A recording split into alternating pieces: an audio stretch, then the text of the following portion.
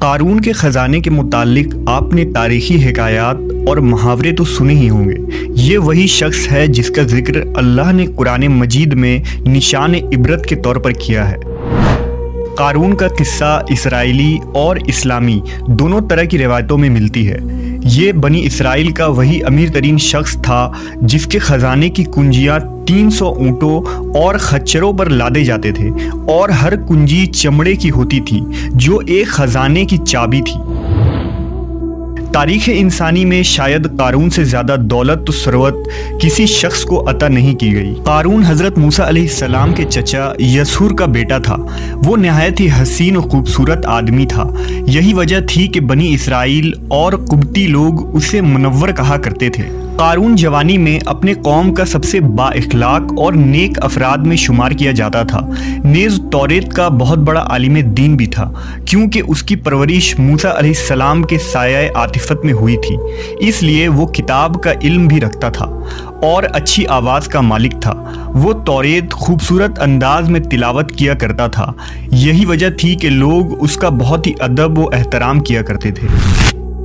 قارون ابتدا میں حضرت موسیٰ علیہ السلام پر ایمان لے آیا، اور جب بنی اسرائیل کو قبطیوں کی غلامی سے نجات ملی تو وہ ان کے ساتھ مصر کو چھوڑ کر سرزمین موعود کی طرف ہجرت کر گیا۔ وہاں اس کے حالات ایک دم سے بدل گئے اور اس کے ہاتھ میں بے شمار دولت آئی۔ دیکھتے ہی دیکھتے وہ اپنی قوم کا امیر ترین شخص بن گیا، جس کا ذکر اللہ نے قرآن مجید میں کچھ یوں کیا ہے: بے شک قارون موسیٰ کی قوم سے تھا، پھر اس نے قوم پر زیادتی کی، اور ہم نے اس کو اتنے خزانے دیے جن کی کنجیاں اٹھانا ایک طاقتور جماعت پر بھاری تھی۔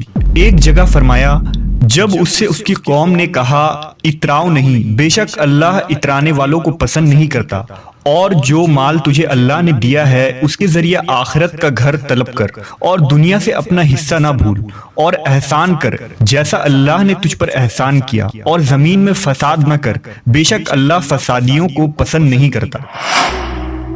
جب زکوٰۃ کا حکم نازل ہوا اور حضرت موسیٰ علیہ السلام نے اس سے عہد لیا تو اس نے یہ وعدہ کیا تھا کہ اپنے مال کا 1000واں حصہ زکوٰۃ نکالے گا۔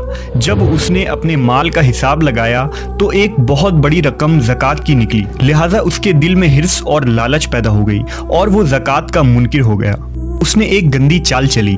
اس نے بنی اسرائیل میں سے ایک گروہ کو جو اس کی حمایتی تھے جمع کیا اور کہا، اے بنی اسرائیل، موسیٰ نے ہمیں بہت سارے امور کا حکم دیا جس پر تم لوگوں نے اس کی پیروی کی۔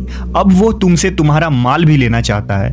فلاں فاحشہ عورت کو لے کر آؤ تاکہ اسے کچھ پیسے دے کر موسیٰ کو بدکار ثابت کیا جا سکے۔